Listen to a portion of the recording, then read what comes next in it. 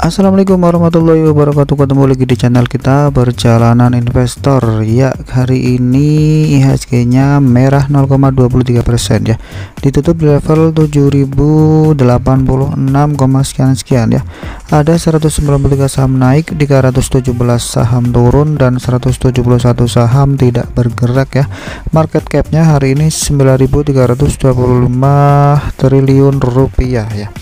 Kita mohon maaf ya, baru upload lagi setelah 1 bulan lebih absen ya.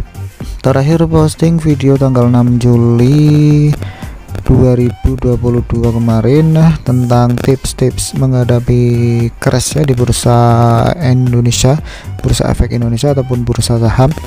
Dan hari ini IHSG-nya merah lagi setelah sekian hari hijau ya. Dari tanggal 1 kemarin 1 Agustus itu hijau sampai Jumat ya. Bangkit ya, IHSG-nya bangkit setelah bulan Juli lalu banyak merahnya.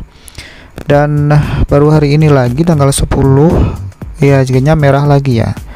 Merahnya tapi tipis ya, 0,23%.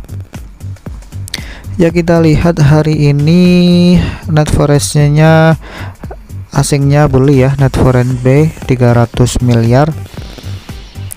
Dan kita lihat saham apa saja yang dibeli asing hari ini. Ya, hari ini ada top net foreign buy-nya ada Bank BCA, Bank Mandiri, Bank BNI, Tower, dan TLKM ya. 5 teratas yang dibeli asing hari ini. Dan yang dijual asing hari ini ada Bank BRI, Tebik, ITMG, Buka, dan Pegas ya. Yang dijual asing 5 besar hari ini. Kita lihat top gunners-nya menurut RTA Bisnis ya, ada MEDS, Rafi, PSKT, MEDC, dan PNBS ya, itu dia. Terus top lossernya ada Atap, Mora, Tul, Bumi, dan Dewa ya. Ya, Mora dan Tul itu saham yang baru IPO ya, dan Bumi ini dalam beberapa hari ini bangkit ya. Ya, di video kali ini kita akan santai saja ya. Kita akan baca berita ya dari kontan.co.id. Ada dana asing masih mengalir ke pasar saham Indonesia, ini kata analis ya. Jadi dalam sepekan ini dana asing itu masih masuk ke bursa efek Indonesia ya. Investor asing melakukan net buy senilai 4,71 triliun di pasar reguler. Sementara sejak awal tahun atau year to date YTD ya, jumlah dana asing yang masuk mencapai 54,52 triliun ya. Vice Presiden PT Info Vesta Utama Wawan Hendrayana mengatakan ada sejumlah faktor yang mendorong masuknya dana asing ke Indonesia. Yang pertama dari sisi makroekonomi ya, perekonomian Indonesia dinilai masih sangat baik. Kedua dari sisi laporan keuangan, di mana sejumlah emiten memberikan kinerja yang di atas ekspektasi ya. Meskipun ada beberapa yang masih berada di bawah ekspektasi ya, seperti Sido ya. Sido muncul ya, yang sahamnya turun jauh ya, dari 900-an ini ke level 600-an ya, 600-an atau 700 ya. Ini memberikan keyakinan kepada investor untuk kembali masuk ke pasar Indonesia ya, diskon ya. Jadi saham-saham yang jatuh itu jadi diskon ya, jadi banyak yang masuk ya, termasuk investor asing ya. Terus yang ketiga ada pasar saham Indonesia juga banyak kedatangan emiten-emiten baru yang melakukan IPO ya, Jadi dalam 2 pekan ini banyak sekali ya emiten-emiten baru yang baru IPO ya. Ada Rafi, ada Krep ya, ada HTM, ada Euro, dan lain sebagainya ya. Nah, terus yang keempat, indeks saham harga saham gabungan atau IHSG juga relatif cukup kuat di tahun ini ya. Ini menunjukkan dari sisi pasar modal Indonesia cukup resilient sehingga asing masuk lagi ya. Sambung dia. Adapun sentimen positif, sentimen potensi kenaikan suku bunga acuan oleh BI yang diperkirakan terjadi di semester 2 tahun 2022 sebenarnya sudah diekspektasi oleh pasar ya. IHSG yang sempat turun level 6.600 di sebulan yang lalu ya, juga sudah price in dengan sentimen kenaikan suku bunga, di mana IHSG turun setelah The Fed menaikkan suku bunga. Di sisi lain ternyata Bank Indonesia masih mempertahankan suku bunga sebab inflasi yang terjadi di Amerika Serikat disebabkan karena kenaikan harga komoditas. Di sisi lain, pemerintah Indonesia masih menginginkan adanya pertumbuhan kredit untuk mendorong ekonomi.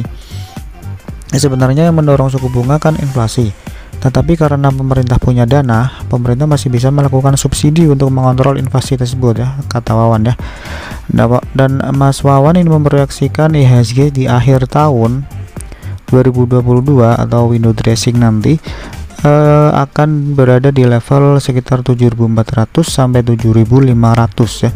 Adapun saham-saham yang menjadi pendorong antara lain ini perlu dicermati ya. Ada saham sektor keuangan, saham infrastruktur, khususnya telekomunikasi ya, terus barang konsumsi atau consumer good, dan juga saham berbasis komoditas ya. Itulah kabar dari IHSG. Terus kita lihat ada berita dari ITMG. Moncer ya, laba Indo Tambang Raya Megah atau ITMG melesat 291% ya, 291% di semester 1 2022. Mantap ya. Ini perlu dibaca untuk yang suka ITMG. Labanya naik ya. Terus ada apa lagi nih dari Astra Agro Lestari ya, atau AALI ya.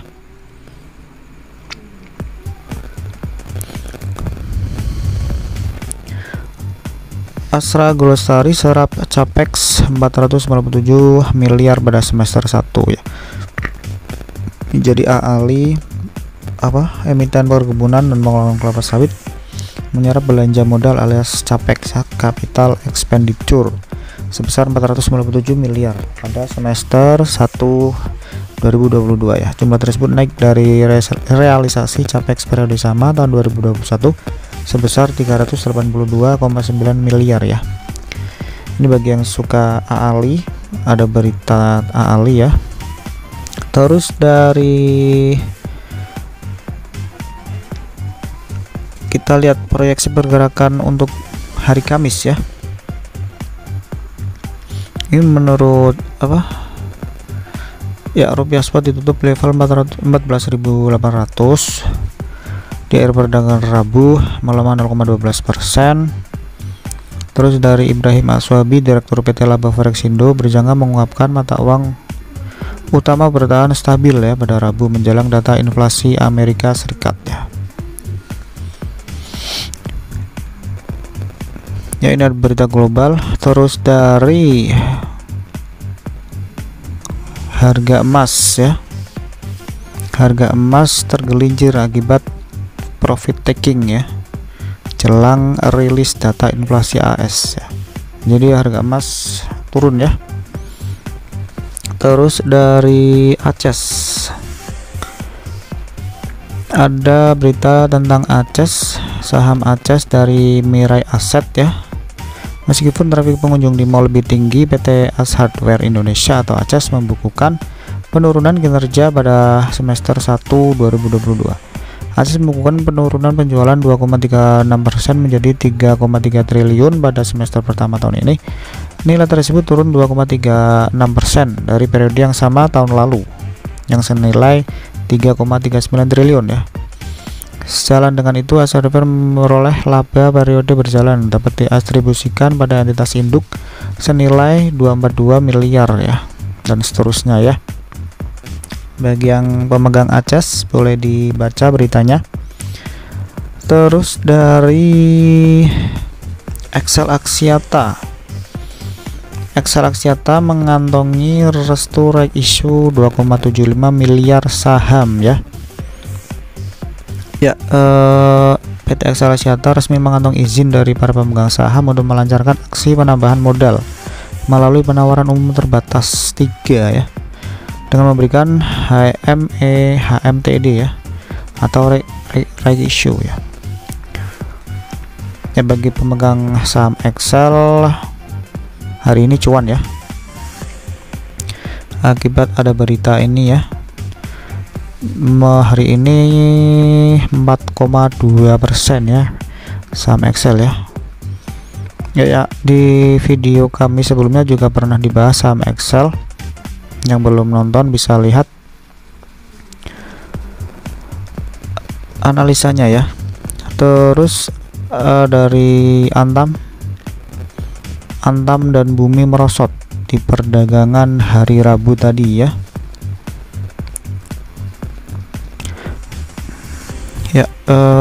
Tadi banyak yang turun ya. Bumi juga turun, Antam juga turun di 2100. Tapi Antam ini sudah naik ya sejak sebulan lalu ya, sempat menyentuh ke 1700, 1600, tapi hari ini sudah naik lagi ke 2000-an ya. Dan Bumi juga kemarin naik, tapi sekarang hari ini turun 5% ya. Apa itu? Oke. Ya itu saja untuk video kali ini ya. Oh, ini ada berita tentang Goto ya. Bagi pemegang saham Goto, ini kinerja Goto diprediksi tumbuh ya. Cek rekomendasi saham berikutnya ya. Goto ini ya diprediksi tahun ini akan mengalami peningkatan pendapatan ya. Dari Tokopedia yang mulai mengenakan biaya aplikasi sebesar 1000 untuk setiap transaksinya e-commerce. Ya, setiap transaksi Tokopedia akan dikenakan 1000 ya, seperti di Shopee sebelah ya. Ya, e-commerce milik emiten Goto ini telah menerapkan kebijakan tersebut sejak 3 Agustus. Ya, jadi itu akan menambah pendapatan ya. Ya, dalam catatannya bla bla bla bla. Ya, semoga Goto bisa naik ya hari ini ya. Sedangkan tadi hari ini Goto bergerak turun ya. Oh, tidak bergerak ya, sideways ya. Dan untuk ini masih downtrend, tapi